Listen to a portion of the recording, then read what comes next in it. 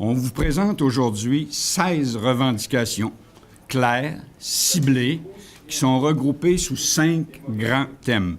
Des mesures qu'on estime être réalistes et réalisables et qui auront un impact positif direct dans la vie des aînés les plus vulnérables. Nous croyons que des soins et services de qualité prodigués à domicile augmentent le sentiment de sécurité, réduit le sentiment de vulnérabilité, prolonge et améliore l'autonomie de nos aînés. Un fonds protégé à cet effet assurerait la volonté de prioriser cette approche.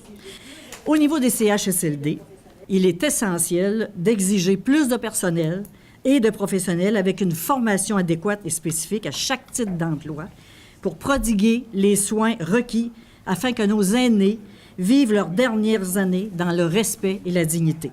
Pour un Québec digne de ses aînés, nous réclamons des mesures concrètes pour soutenir les personnes proches aidantes.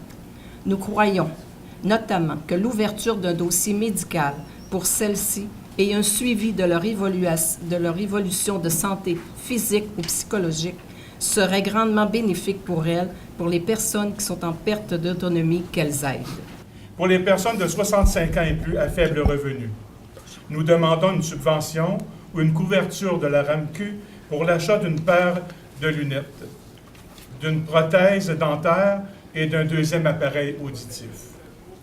Ces mesures auraient des effets immédiats. Des problèmes oculaires, bucco-dentaires ou auditifs entraînent de graves conséquences, comme l'isolement social, la dénutrition ou les pertes cognitives, pour ne nommer que celles-là. Alors, selon nous, pour que les aînés puissent vieillir dans la dignité, il leur faut un minimum décent, au-delà du seuil de faible revenu qui était, en 2016, évalué à 24 460 $ pour une personne seule. Alors, il y a 2 mesures qu'on a soulevées. La première, c'est la bonification du crédit d'impôt pour les frais médicaux, donc améliorer cet aspect, et une diminution du seuil d'admissibilité des revenus pour les 65 ans et plus.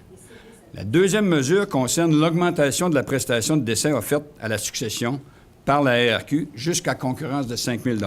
Actuellement, cette prestation est établie à 2 500 $ et ce, depuis plus de 20 ans, et elle ne représente plus du tout les coûts réels des rites funéraires d'aujourd'hui. Alors, nous, on réclame qu'il y ait des mesures de prise, qu'il y ait des hausses de montants. Vous connaissez le programme Allocation Logement, c'est un programme de Revenu Québec qui est administré par Revenu Québec, qui donne l'argent pour les gens à plus faible revenu, basé sur le revenu. Ça fait plusieurs années qu'il n'est pas haussé. Il est à 80 $ par mois. Alors, on demande une hausse à 150 $.